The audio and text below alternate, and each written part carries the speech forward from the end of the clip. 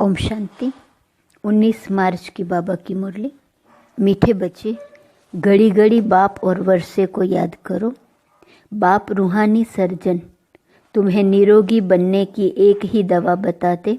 बच्चे, मुझे याद करो। प्रश्न, अपने आप से कौन सी बातें करो तो बहुत मजा आएगा। उत्तर, अपने आप से बातें करो। इन आँखों से जो कुछ देखते हैं यह तो सब खत्म हो जाना है, बस हम और बाबा ही रहेंगे। मीठा बाबा हमको स्वर्ग का मालिक बना देते हैं। ऐसी ऐसी बातें करो, एकांत में चले जाओ तो बहुत मजा आएगा। ओम शांति। परमपिता शिव भगवान उवाच। मीठे मीठे बच्चों को पुरुषोत्तम संगम युग कदम कदम पर याद रहना चाहिए। यह भी तुम बच्चे ही जानते हो, सो भी नंबरवार पुरुषार्थ अनुसार यह बुद्धि में याद रहे। हम अभी पुरुषोत्तम संगम युग पर पुरुषोत्तम बन रहे हैं और यह जो रावण का पिंजड़ा है उनसे बाबा हमको छुटकारा दिलाने आया है। जैसे कोई पंछी को पिंजड़े से निकाला जाता है तो वह बहुत खुश होकर उड़कर सुख पाते हैं। तुम बच्चे भी जानते हो यह रावण का पिंजड़ा है। अनेक प्रकार के दुख ही दुख हैं। अब बाप आए हैं इस पिंजड़े से निकालने के लिए। है तो मनुष्य ही। शास्त्रों में लिख दिया है देवताओं और असुरों की लड़ाई लगी, फिर देवताओं ने जीता। अब लड़ाई की तो बात ही नहीं। तुम अभी असुर से देवता बन रहे हो। आसुरी रावण अर्थात 5 विकारों पर तुम जीत पाते हो, न कि रावण संप्रदाय पर। 5 विकारों को ही रावण कहा जाता है, बाकी किसको जलाने आदि की बात नहीं है। तुम बच्चे बड़े खुश होते हो। अभी हम ऐसी दुनिया में जा रहे हैं जहाँ न गर्मी है न सर्दी, सदैव बसंत ऋतु ही रहती है। सतयुग स्वर्ग की बसंत ऋतु अब आती है। यह बसंत ऋतु तो थोड़े समय के लिए आती है, वह बसंत ऋतु तो तुम्हारे लिए आधा कल्प के लिए आती है। वहाँ गर्मी आदि होती नहीं है। गर्मी से भी मनुष्यों को दुख होता है, मर पड़ते हैं। इन सभी दुखों की बातों से छूटने के लिए हमको अविनाशी सर्जन बहुत सहज दवाई देते हैं। उस सर्जन के पास जाएंगे तो अनेक दवाइयाँ आदि याद आएंगी। यहाँ इस सर्जन के पास तो कोई दवाई नहीं। उनको सिर्फ याद करने से सब रोग छूट जाते हैं और दवाई आदि कुछ भी नहीं है। बाप कहते थे आज सेमिनार करेंगे, चार्ट कैसे लिखना चाहिए, बाबा को कैसे याद करना चाहिए, इस पर सेमिनार करेंगे। अब बाप तो तकलीफ नहीं देते हैं कि बैठकर लिखो, कागज़ खराब करो, ज़रूरत ही नहीं रहती। बाप तो सिर्फ कहते हैं बुद्धि में बाप को याद करो। अज्ञान काल में बाप को याद करने के लिए चार्ट बनाया जाता है क्या? इसमें लिखा पढ़ी करने की कोई ज़रूरत नहीं। बाप को कहते हैं बाबा हम आपको भूल जाते हैं। कोई सुने तो क्या कहेंगे? कहते भी हैं हम जीते जी बाप के बने हैं। क्यों बने हैं? बाप से विश्व की बादशाही का वर्षा लेने। फिर ऐसे बाप को तुम भूलते क्यों हो? ऐसा बाप जिससे इतना भारी वर्षा मिलता है उनको तुम याद नहीं कर सकते हो।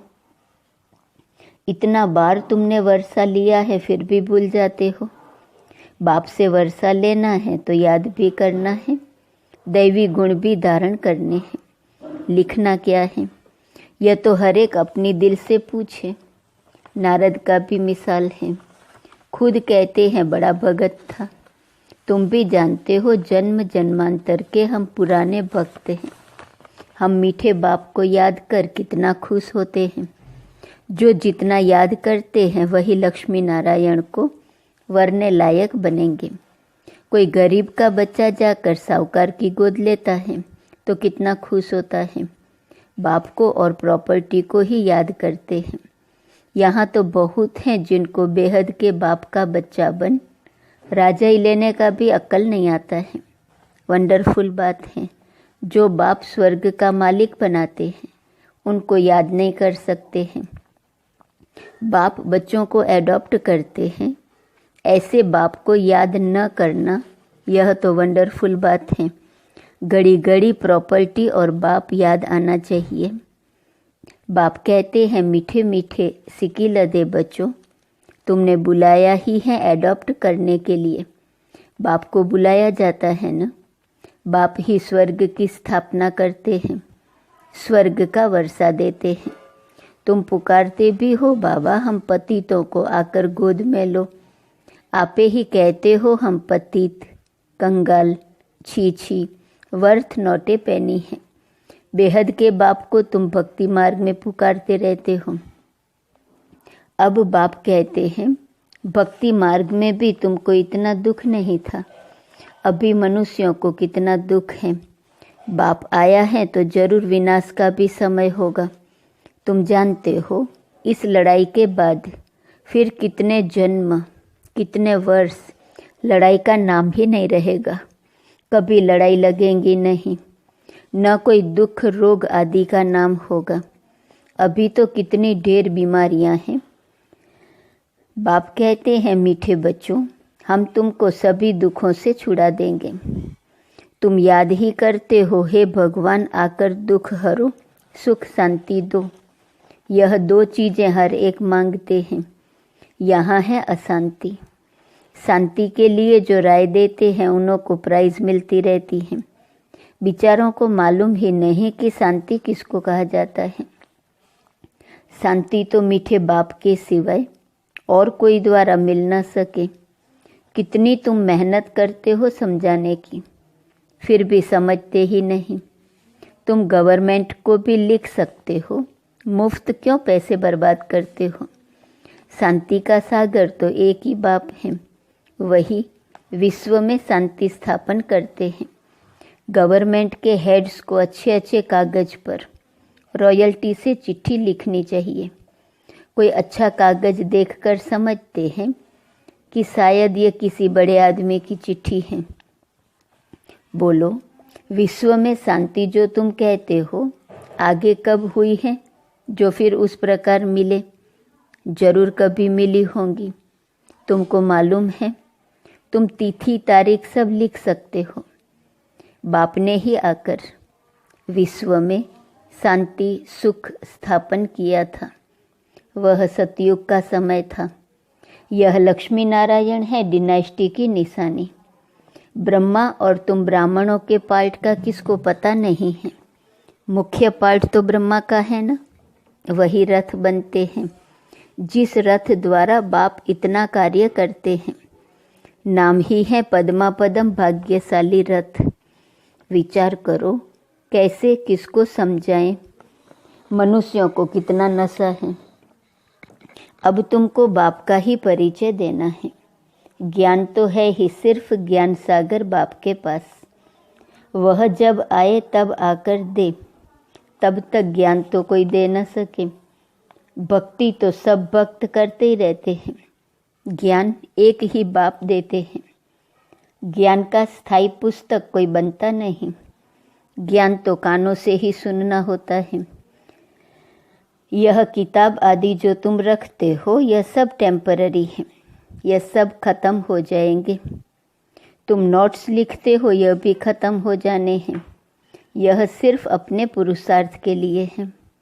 बाप कहते हैं टॉपिक्स की लिस्ट बनाओ तो याद आएगा, परंतु यह तो जानते हो यह पुस्तक आदि कुछ भी नहीं रहेंगे।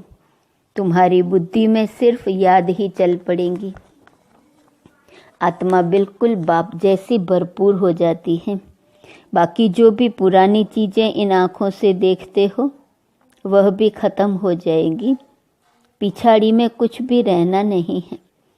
बाप अविनाशी सर्जन है, आत्मा भी अविनाशी है। एक शरीर छोड़ दूसरा लेती है। दिन प्रतिदिन जो भी शरीर मिलता है छी ही मिलता है। अभी तुम बच्चे जानते हो हम श्रेष्ठाचारी बन रहे हैं। बाप ही बनाते हैं, साधु संत आदि थोड़े बनाते हैं। बाप तुमको श्रेष्ठाचारी बनाते हैं। बाबा कहते मीठे बच्चे मैं तुम्हें अपने नैनों पर बिठाकर ले जाऊंगा। आत्मा भी यहाँ नैनों पर बैठती है। बाप कहते हैं, हे आत्माएं, तुम सबको निहाल कर ले जाऊंगा। बाकी थोड़ा समय है, अब मेहनत करो। अपने दिल से पूछो, मैं स्वीट बाबा को कितना याद करता हूँ। हीर रांझा का विकार के लिए लव नहीं था, शारीरिक प्यार था। याद करते थे और सामने आ जाता था, दोनों आपस में मिल जाते थे। बाप कहते हैं, तुम भी ऐसे बनो। वह है एक जन्म के आशिक मासूक, तुम हो जन्म जन्मांतर के। यह बातें इस समय ही होती हैं। आशिक मासूक का अक्सर भी स्वर्ग में नहीं है, वह भी पवित्र रहते हैं। मनसा में ही ख्याल आते हैं। सामने देखा और खुश हुए। तुम बच्चों को देखने की तो कोई चीज़ नहीं। इस समय तुम सिर्फ अपने को आत्मा समझो और मासूक बाप को याद करो। आत्मा समझ बाप को बहुत खुशी से याद करना है। बाप समझाते रहते हैं, भक्ति मार्ग में तुम ऐसे आसुक थे, मासूक पर कुर्बान जाते थे। आप आएंगे तो हे मासूक, हम तुम पर वारी जाएंगे। अब मासूक आया हुआ है सबको गोरा बनाने। जो जैसा है ऐसा बनाने की कोशिश करते हैं। तुम गोरा बनते हो तो शरीर भी गोरा बनेगा।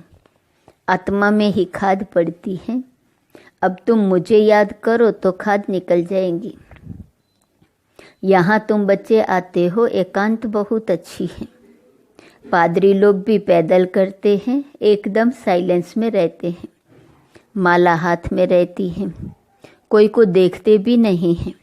धीरे धीरे चलते जाते हैं।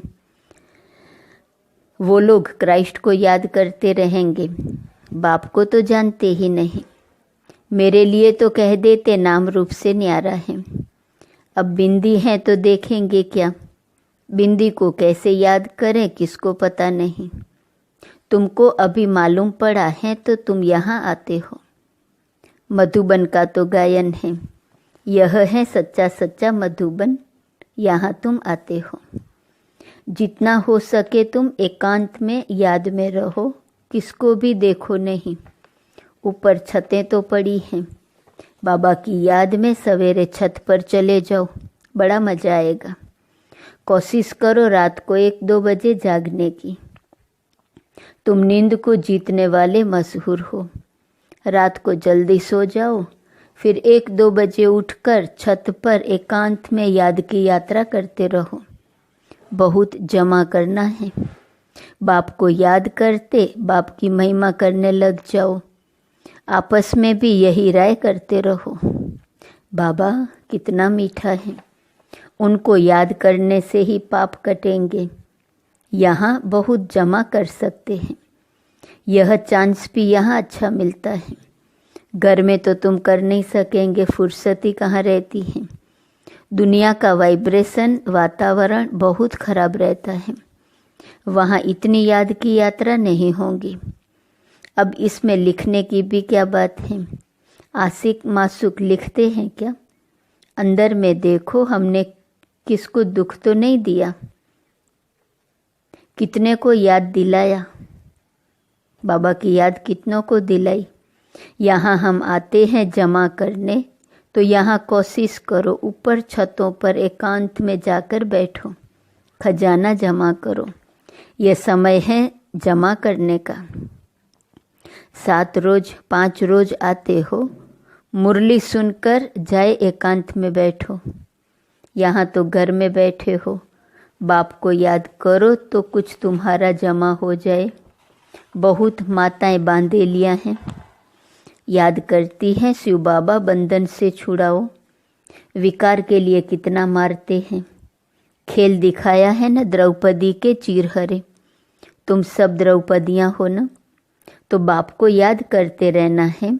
बाप युक्ति तो बहुत बताते हैं, इसमें स्नान आदि की भी बात नहीं रहती। हाँ, पाखाना जाना होता तो स्नान जरूरी है। मनुष्य तो स्नान के समय भी किसी देवता या भगवान को याद करते हैं। मुख्य बात है ही याद की। ज्ञान तो बहुत मिला हुआ है, 84 के चक्र का ज्ञान है। अपने अंदर में बैठकर देखो, अपने से पूछो, ऐसा मीठा मीठा बाबा जो हमको स्वर्ग का मालिक बनाते हैं, उनको सारे दिन में कितना याद किया। मन भागता तो नहीं, कहाँ भागेगा, दुनिया तो है नहीं। यह सब खत्म हो जाना है, हम और बाबा ही रहने वाले हैं। ऐसे ऐसे अंदर में बातें करो तो फिर बहुत मज़ा आएगा। यहाँ जो भी आते हैं वह बहुत पुराने भक्त हैं, जो नहीं आते वह समझो कि आजकल के भक्त हैं, वह देरी से आएंगे। शुरू से भक्ति करने वाले जरूर बाप से वर्षा पाने आएंगे। यह गुप्त मेहनत है। जो धारणा नहीं करते हैं उनसे कुछ भी मेहनत होती नहीं। यहाँ तुम आते ही हो रिफ्रेश होने, अपने से मेहनत करो।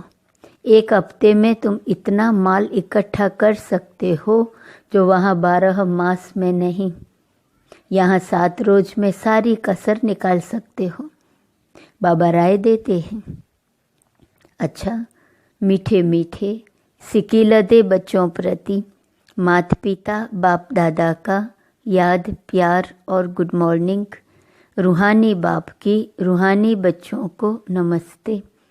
रूहानी बच्चों की रूहानी बाप को नमस्ते नमस्ते नमस्ते। धारणा के लिए सार, पहली पॉइंट, एकांत में बैठ बाप को याद कर कमाई जमा करनी है। अपने अंदर चेक करना है, याद के समय मन भागता तो नहीं है। हम कितना समय स्वीट बाप को याद करते हैं।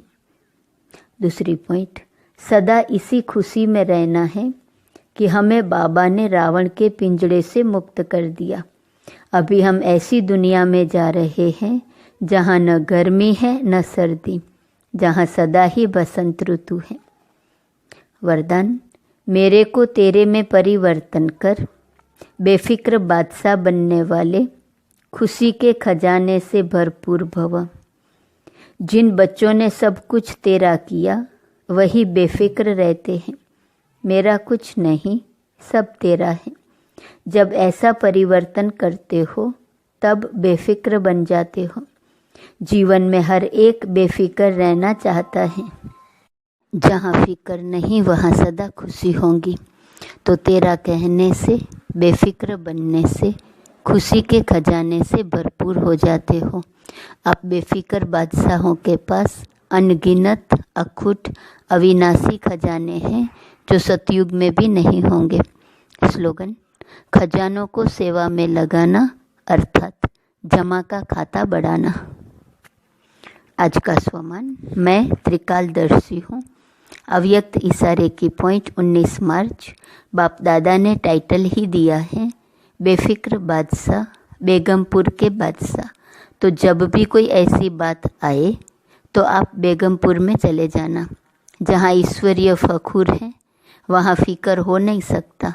बेफिक्र बादशाह बेगमपुर के बादशाह बन जाते हैं। तो आप सभी ईश्वरीय संपन्नता के खजाने वाले बेफिक्र बादशाह हो। क्या होगा, कैसे होगा, इसका भी फिक्र नहीं। त्रिकालदर्शी स्थिति में स्थित रहने वाले जानते हो जो हो रहा है वह सब अच्छा, जो होने वाला है वह और अच्छा। ओम शांति।